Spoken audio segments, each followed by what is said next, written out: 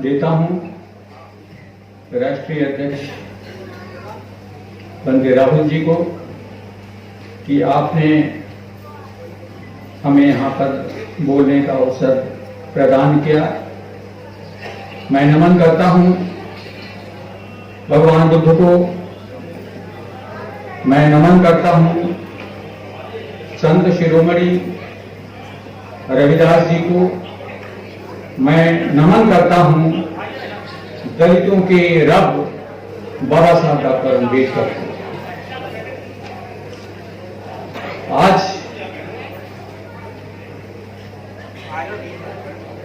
संत रविदास जन्मोत्सव के अवसर पर आपने सामाजिक समरसता सम्मेलन का भी आयोजन किया है। निश्चित रूप से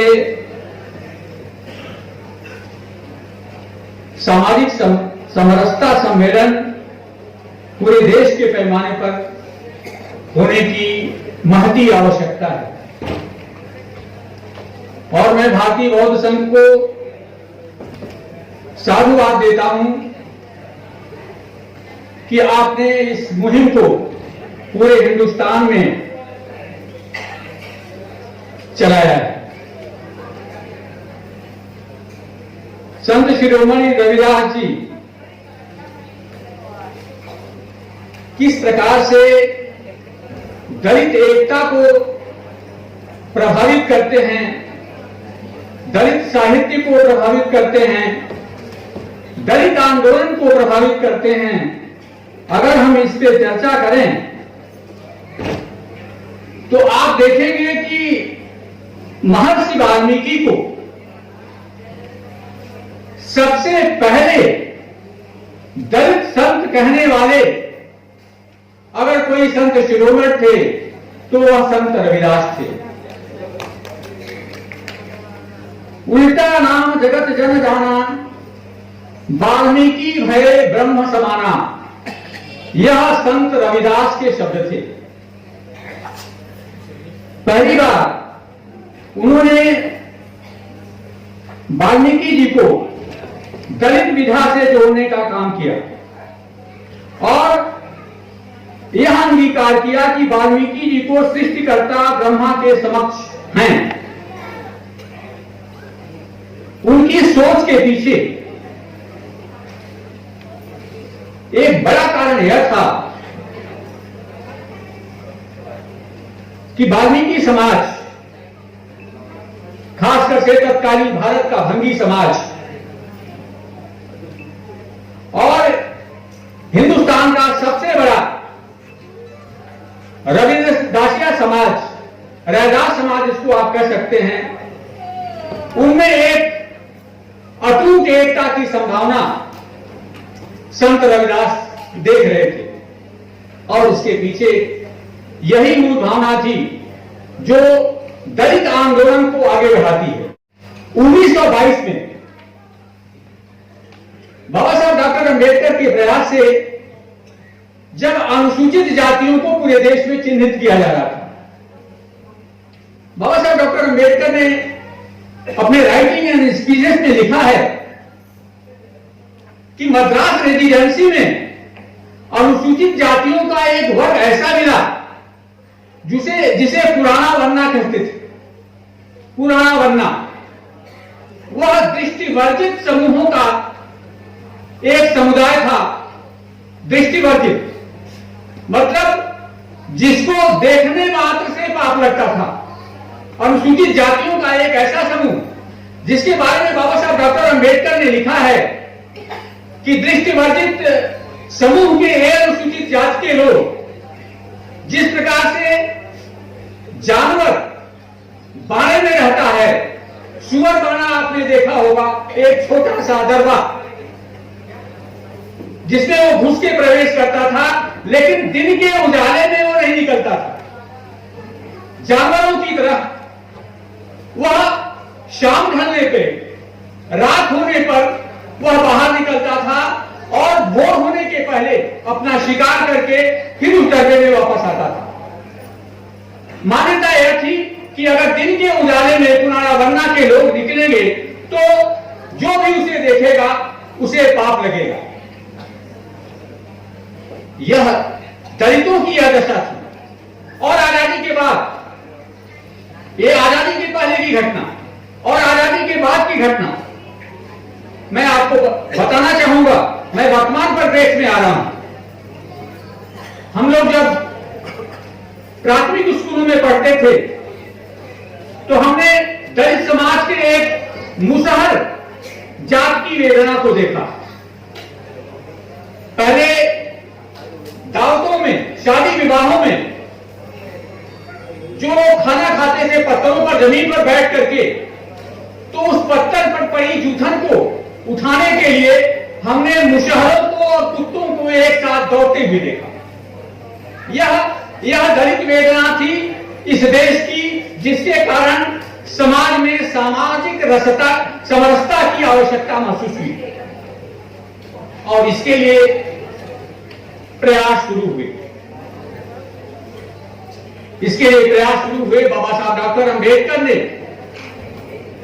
संविधान के माध्यम से हमें समता दी, संविधान के माध्यम से जीने का अधिकार दिया। लेकिन उसके बावजूद आप जानते हैं कि हमारी जो वेदना है वह केवल संविधान के माध्यम से दूर नहीं हो सकती। उसके लिए बड़े व्यापक पैमाने पर समाज के सभी वर्गों की सहभागिता की आवश्यकता है, जिसको आप सामाजिक समरसता की बात कह सकते हैं।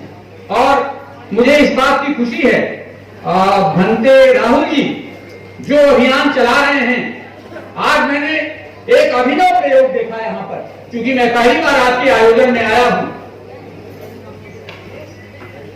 बुद्ध वंदना, वंदे मातरम और राष्ट्रगान को एक साथ घटित होते हुए मैंने देखा। यह एक अद्भुत प्रयोग है। और मित्रों, संत शिरोमणि रविदास की जो कल्पना थी, कोई भूखा न रहे, सबको अन्न मिले, ये जो बेगमपुरा की कल्पना थी, वह मुझे आज पता नहीं और लोगों को क्या महसूस हो रहा है, लेकिन मुझे आज फलीभूत होती हुई दिख रही।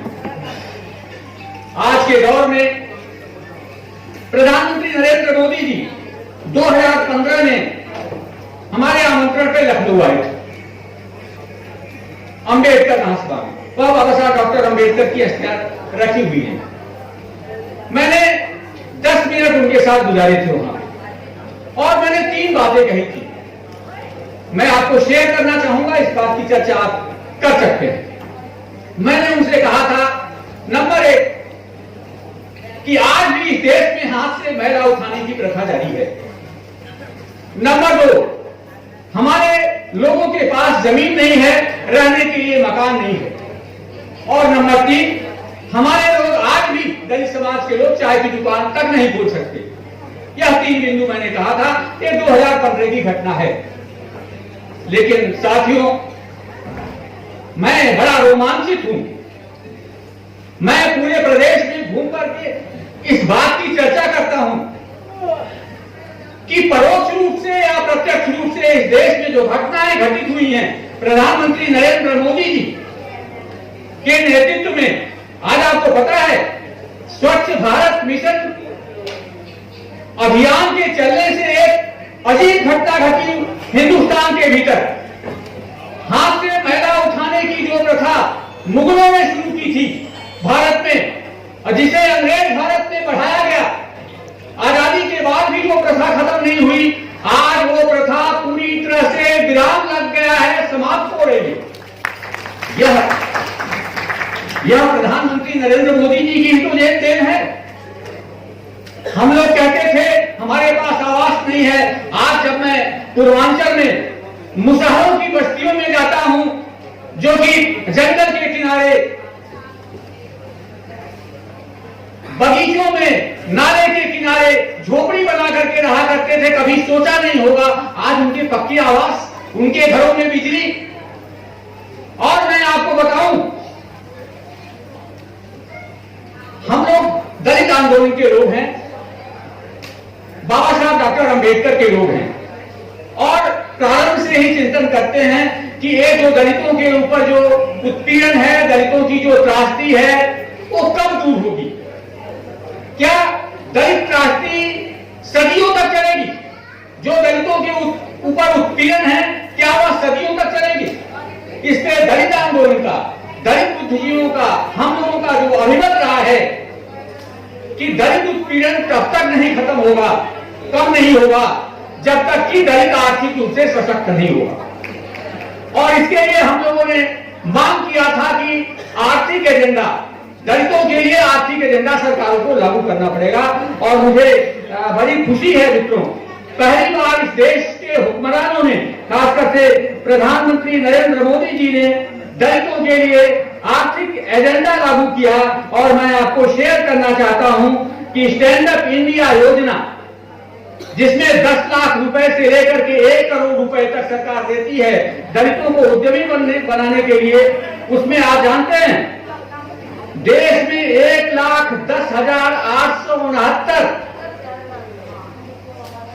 दलितों एवं महिलाओं ने इसका लाभ लिया। करीब 24,820 करोड़ रुपए दिए गए हैं, 24,820 करोड़ रुपए।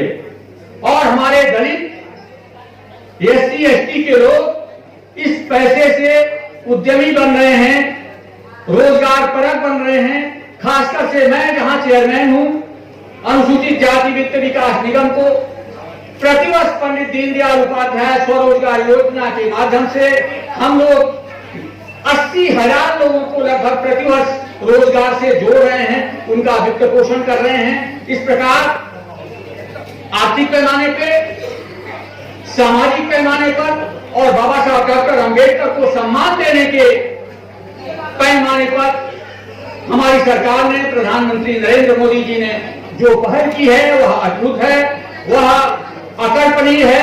मैं स्वागत करता हूं।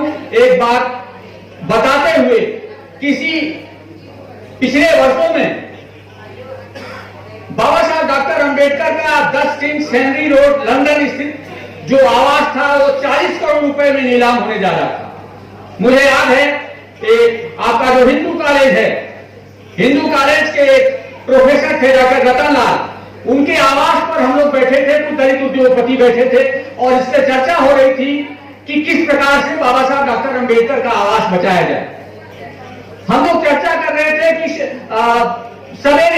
सवेरे ही आकाशवाणी से यह घोषणा हुई कि प्रधानमंत्री नरेंद्र मोदी जी ने महाराष्ट्र सरकार को यह आदेश दिया है कि लंदन स्थित बाबा साहब डॉक्टर अंबेडकर का वह आवास भारत सरकार क्रय करे और वहां पे एक स्मारक बने। आप जानते हैं कि लंदन में एक बड़ा स्मारक बना है, चाहे 26 अलीपुर रोड हो, चाहे महू छावनी हो, चाहे चैत्य भूमि हो, चाहे हिंदू मिल हो, आज एक भव्य स्मारक बाबा साहब डॉक्टर अंबेडकर का बना है।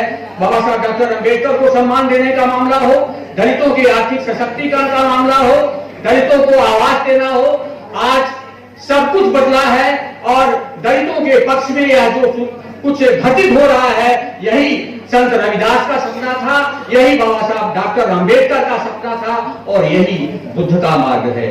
इसलिए मैं नमन करता हूं प्रधानमंत्री नरेंद्र मोदी जी का और अपने मुख्यमंत्री योगी आदित्यनाथ जी का, जो हमने उत्तर प्रदेश में हर सभी कार्यालयों में बाबा साहब डॉक्टर अंबेडकर की फोटो लगवा दी है मुख्यमंत्री योगी आदित्यनाथ जी के आदेश से। और हम लोग कोशिश कर रहे हैं कि दलितों की ये बेचारगी दूर हो, दलितों का आर्थिक सशक्तिकरण हो।